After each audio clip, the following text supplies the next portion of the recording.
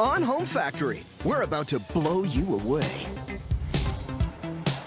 Then we start a party in your dining room. And we're off to the races. But first, we send up a test balloon. Aw, balloons. They're fun, colorful, and they make people smile. And they were first made out of intestines. Why are you ruining this for me? What? It's history. Yeah, whatever. We're going to Maple City Rubber's 104,000 square foot facility in Norwalk, Ohio. And this is Paul Bennett, Chief Operating Officer at Maple City Rubber. He's going to tell us about the deep and ancient meaning behind balloons. Ooh. What can they teach us about life? Ooh. What do they symbolize? Balloons are the international sign of party over here. Now that's what I'm talking about. Balloons equal fun. And we try to have as much fun as we can during the day. You know, we're making balloons.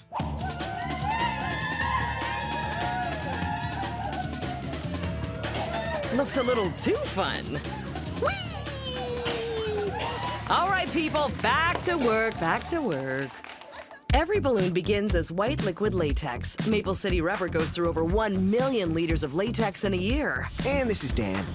Dan's my name, color's my game. Today, Dan's color game is blue, which he adds to 500 liters of white latex. Blue like the infinite reaches of the sky. Okay. Blue like the ephemeral nature of life itself. Boom, done. Exactly, Dan. Boom, gone indeed. Okay. Let's bring you back down to earth, shall we? This is Bob. Hi, I'm Bob. And what do you do here, Bob? I do everything here. Okay, but what he's doing now is telling us about the form used to make a balloon. This is an example of an 11 form that we use. It's made of porcelain. The form has to be smooth and free of imperfections, or the finished balloon will be flawed.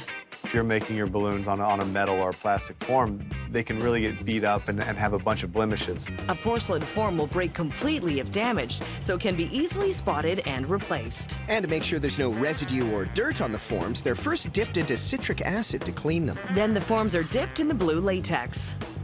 To me, the coolest part of the manufacturing process is when the forms are coming out of the liquid latex, and that's the first time you can kind of see there's going to be a balloon there.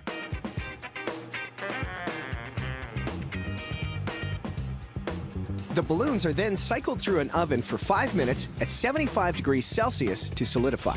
Then they go see Joe and the ring roller. It was terrible. No. Well, okay. We have seen better. Don't get me under your lip. Sorry.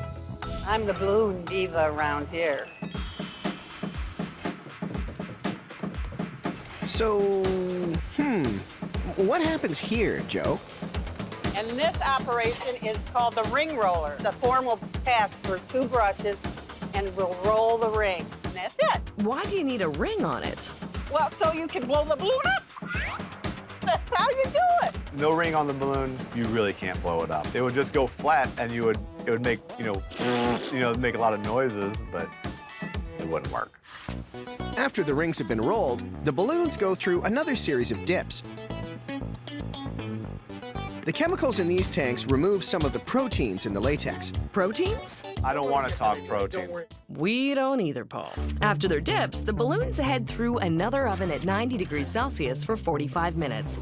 This heat treatment cures the latex in its form, vulcanizing the rubber. What does vulcanizing mean? Well, in a scientific application, vulcanization... I was asking Paul. Vulcanization is a term that basically means the latex you're using is stable. Next, the balloons are removed from their forms by this set of carpeted pads. The pads grab the balloons and gently pull them off the porcelain forms, dropping them onto the conveyor. A few balloons from every batch go to Tammy. Tammy the tester! I'm blowing up balloons to make sure there's no defects in them, like blisters, craters, wet marks. Do they ever pop on you? Oh yeah, they pop, and you jump, and you get scared. Whoa. Yeah, you know what? I don't know if I could work here. Yeah. I never feel deflated at my job. Nice one. Thank you. If the batch of balloons passes the test, they head over to Rwanda. I'm cleaning up around here. Rwana loads the balloons into a tumbler and then rinses them. When you blow up the balloon, there's no stuff on it. It's all cleaned up, so you don't have any gross stuff in your mouth.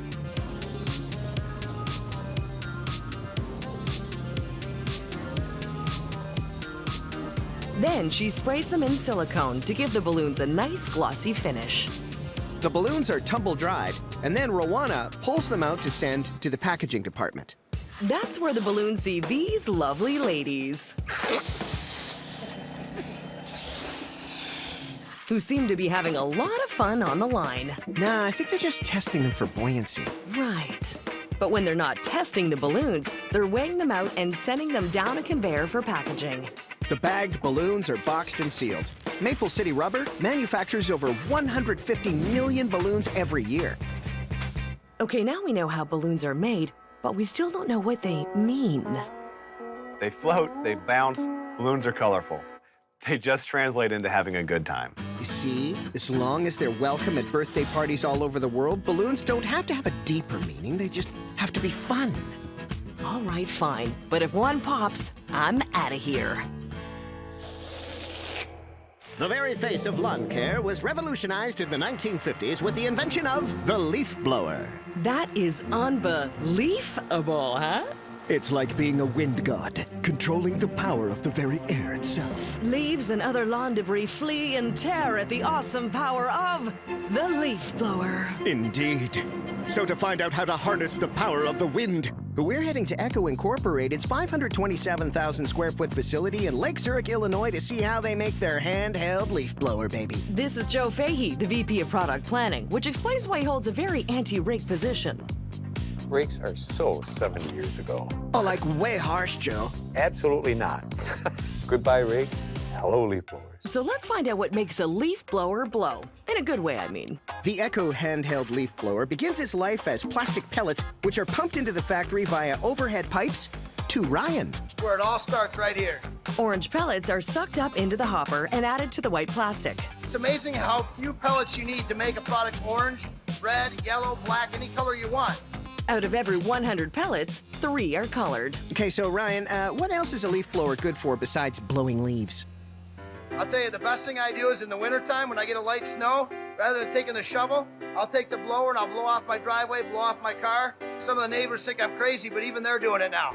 That's not crazy. Today's blower is really a tremendously versatile tool. You can really use it in all seasons. The pellets are melted and mixed together and then pumped into this spacious and beautiful RV. Actually, that's an injection molding machine. Oh. The melted plastic is pushed into the molds, where it's formed into the sides of the case. A really cool robotic arm grabs the piece and takes it over to the cutter, which snips off the connecting plastic piece. And then the pieces head to Horizon, who's assembling the body. All these pieces is together like a puzzle in here. Orange, you glad they're so well designed? Sometimes I drink the color orange. Hey, why are these leaf blowers orange? You can see it. We've heard complaints in the past that if there are other colors, they not see it, forget it, run over it. The orange is very vibrant and very easy to see. But it's not what makes the leaf blower blow. The fan is also made by plastic injection molding.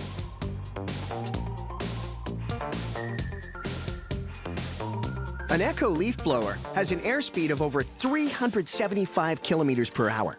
The freshly molded fans head over to Faviola.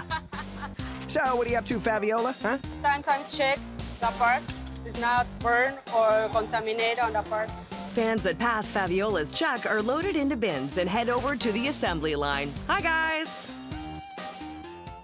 This is Brad, and he's pretty proud of his production staff. Be prepared to be blown away. I am so ready. The engine is the first part heading down the line. When you're buying a handheld blower, the first thing you need to think about is the engine. The heart of the blower.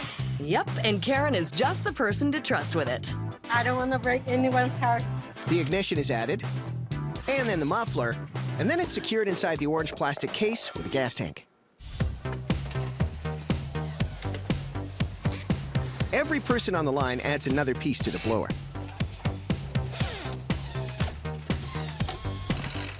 They're working pretty hard. When the blower is assembled, it's taken to this very noisy room. And who's this? Hi, Primo! All of them? Wow. The blowers are tested for emissions, performance, and to make sure it doesn't exceed noise levels. When any customer pulls the unit out of the box, they know that it's been started, it's been run, and it's ready to go. After they've been tested, the leaf blowers are labeled and boxed. Then the blower hose is added, and the box is sealed, ready to be shipped off to people with leaf-covered lawns. That guy's even got an extra one just lying around. Do you think he wants us to help him? Well, before he asks, let's make a tree and leaf this place. Did you know that Fiesta Ware has been around since the 1930s? I don't even know what Fiesta Ware is. Okay. Do you notice anything about this dining room? Well, I'm not sure why, but suddenly I feel happy. Exactly. This brightly colored dishware was launched as a cheerful alternative to traditional floral sets. Nice. To learn more, we're heading to Homer Laughlin China Company's 1,500,000 square foot facility in Newell, West Virginia. This is Dan Williams, marketing manager for Homer Laughlin. He's got a lot to tell us about Fiesta Ware. Before I start saying anything, give me just a second to think. Dan, we're talking bowls and plates here. This isn't a test. Just give us something fun. With Fiesta Dinnerware, every meal's a party. Perfect. Now tell us what makes Fiesta Ware so special. One of the things that helped differentiate it was you could mix and match Fiesta back and forth with different colors. Making your dinner table a carnival of color. Olé! Fiesta Ware begins in this giant vat as slip, which is basically different types of clay mixed with water. It's stirred up and pumped through these pipes to the filter press. These big accordion-like presses squeeze the water out. Cool. This is Brian, and he's got a magic trick to show us. Whoa, let's see that again. Whoops. That's not gonna get me in trouble. We won't tell if you don't. So, Brian, why are you taking all the water out of the clay? You want your dinners, don't you? Or you want your cereals or whatever. Well, yes, always. It's all about removing moisture content, removing air to make sure that there's no air bubbles so that it won't crack. Brian and his team pull the pressed clay leaves out from behind the strainers. Hey, how much do those things weigh? About 25 pounds. Then they take them to a conveyor, which slowly drops them into a grinder, which mixes them back together. And while the grinder does its work, let's go see what's happening in the mold-making department. This is Greg. He's making plaster molds for Fiesta Ware bowls, and he's one of a kind. Yeah, they kind of broke the mold when they made me.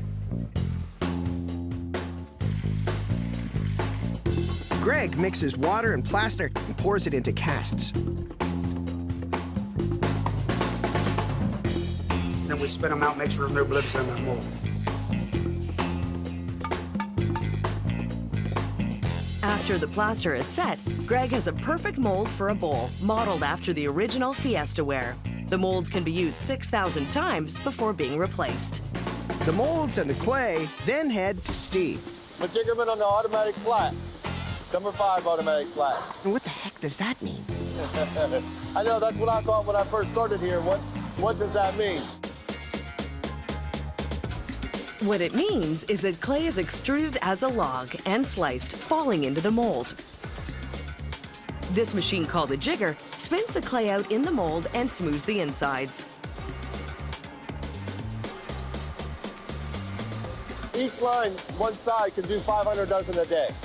The molded pieces then head through a leather dryer, which dries out the clay even more so it will hold its shape. A worker removes the clay piece and inspects it before placing it on a carousel. The edges are trimmed, and then they're stacked and taken to the painting department. And this is Sharon. She's making sure these bowls get a coating of signature Fiesta color. How many colors of Fiesta Ware are there, Sharon? About 16 colors. My personal favorite is actually lemongrass. Oh, I like scarlet. Today, Sharon's painting these bowls periwinkle blue. The conveyor spins the bowls as they pass by the paint sprayers. It has to be a certain thickness, and it has to be a certain weight. A worker buffs the bottom of the bowls and loads them onto individual trays. Here's a friendly crew. Hey, guys! Hey! The stacking crew loads the trays onto a pallet. This room station is also where finished bowls are unloaded from their trays. Finished bowls? I thought these blue ones were done. Au contraire, my friend, these blue bowls have to be fired. But it seems like they were doing such a good job. I mean... Not that kind of fired, the pottery kind of fired. Oh. To harden the clay and set the paint, the bowls are put into a 1,200 degrees Celsius oven for 8 hours. So, we're not gonna hang around and wait for them, are we? Nah, let's go back to the stacking room. I feel like they were more enthusiastic last time. Yeah. These already baked red bowls are removed from their trays and sent through a buffing machine so they won't scratch your tabletop. Next, a worker stacks them and sends them off to the packaging department. Then they're carefully boxed, sealed, and stacked, ready to brighten up homes around the world. This year, Homer Laughlin will produce 18 million pieces, so invite everyone over for dinner. Okay, well, 18 million is a little ambitious for my dining room. Maybe we'll just start with 4 people and see how it goes from there. Yeah, good call. More for me. Sleek, speedy, and handles like a dream. Hugs the road as you hug your pillow. It's the Step 2 race car bed. And don't worry, speed demons, it comes in red. But before we start the race, we're gonna find out what puts the purr in this engine. We're heading to Step 2's 225,000 square foot facility in Streetsboro, Ohio. And for his expert opinion on the Step 2 race car bed, we go to Chris Quinn, the president and CEO of Step 2. It's the most fuel-efficient car on the market. And what's the maximum speed this sweet baby can get up to, man? These beds are faster than your wildest dreams. Gentlemen, start your engines! That was good, I think. The Step 2 race car bed gets its aerodynamic finish from its plastic shell. Plastic is great in terms of a kid's ability to play in it and really use their imagination is because it's durable. Recycled plastic and pellets are ground into a powder and then sifted in this giant shaking box. The ground-up plastic heads to the mixer. This is TJ, and he's getting ready to give this roadster a paint job. Sports car red for sports car red. My man TJ here adds 680 grams of red pigment to the mixer, which is enough to color 10 cars. Then we're off to the race. Pump the brakes, TJ. This car's not ready for the track quite yet. The mixed powder is released into a bin and races off to the molding department. And that's where we put the pit crew behind the wheel. Meet Ruben, Chris, and Victor, the fastest team on the factory floor. We run 5 minute, 40-second cycle time. Let's get that time up on the clock. The pit crew has to crack these molds open by unscrewing all these bolts. Miss one, and the mold won't open, causing a major delay down the road. The previously molded pieces have to be removed and fresh plastic powder added to each section, including black plastic powder for the wheels. Now that they've added the powder, Chris is in to help the guys close it up. If they don't seal it properly, that powder could get all over the track. Oh no, looks like they're good for time, but there's still another side to fill. The mold flips, and they're at it again. Victor's in for the assist. He's back after a recent injury sidelined him from the team, but looks like he's better than ever. Wow, look at that technique. These guys are racing through this. I tell ya, if I were on that team, I'd be honored to work with those guys. And the crew is done with 2 seconds to spare. The mold heads back into the oven, running at 290 degrees Celsius.